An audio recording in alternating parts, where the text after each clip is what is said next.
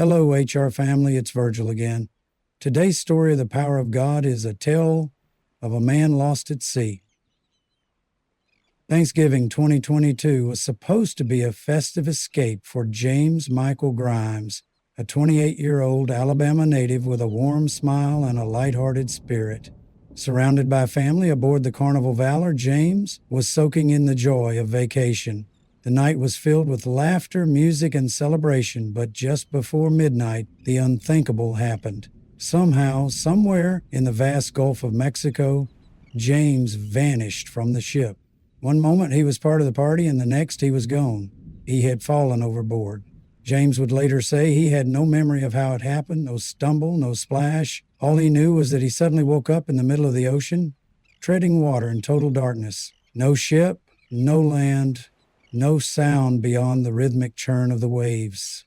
The shock of his situation was instant and terrifying, but even as panic threatened to take hold, something inside him pushed back. Faith. James began to paddle through the water, but even though he was a strong swimmer, it wasn't just muscle that kept him afloat. He started to pray. He began singing hymns and worship songs, anything he could recall to keep despair at bay. As the night stretched on, his body began to weaken. Cold water clawed at his strength. Jellyfish stung him repeatedly. At one point, he felt a large sea creature, possibly a shark, bump against his legs. Instinctively, he kicked at it and kept moving. The night turned to morning. The sun rose, casting light on an endless blue desert. James was still alone. He had been in the water for hours with no food, no fresh water, and no life vest. Dehydration set in. His muscles burned with fatigue. The salt water dried his throat and eyes. There were moments he wanted to give up, to stop moving and let the sea take him. But then came the still, steady voice inside. Keep going. God is with you. He clung to that voice like a life raft. When I prayed, I felt stronger, James said later. I felt like I wasn't alone out there. He sang songs of praise through cracked lips. At one point, a random stick floated by. James grabbed it and used it to rest for a short while.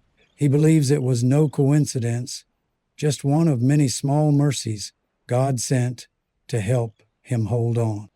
Back on the ship, his family had raised the alarm. The Coast Guard launched a massive search, but with miles of ocean to scan and no precise location to search from, the chances of finding James alive were slim. Officials described it as looking for a needle in a haystack. But as daylight began to fade again on the second day, nearly 20 hours after he fell, hope broke through the horizon. A cargo vessel spotted something in the water, a man waving what looked like a piece of clothing, his sock, high above the waves. Moments later, a Coast Guard helicopter arrived. Cameras captured the moment James, physically drained but spiritually alive, was lifted from the water. His rescuers cheered as he was hoisted aboard. The doctors were amazed. He had no life-threatening injuries, just stings, bruises, and dehydration. It was, as one Coast Guard official put it, truly remarkable. Lying in a hospital bed afterward, James was clear about what got him through. God gave me the strength to survive, he said. It was like a 20-hour baptism. He promised himself that if he lived, he'd never take life's little blessings for granted again. His first request after rescue? A cheeseburger and a chocolate milkshake. James' family, who had been praying without ceasing, broke down in tears of joy when they got the call. His sister said it best, "We believe God heard us and kept Michael safe out there." The timing of his rescue, just before the second nightfall, felt like divine intervention. Today, James is more than a survivor, he's a witness. He shares his testimony with anyone willing to listen. He often quotes Isaiah, "When you pass through the waters, I will be with you."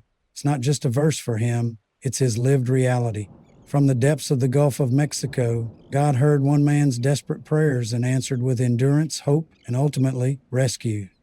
Has God answered a prayer or performed a miracle in your life? We'd love to hear your story and maybe even feature it on our channel. Like and follow for more true stories of God's grace, power, and presence.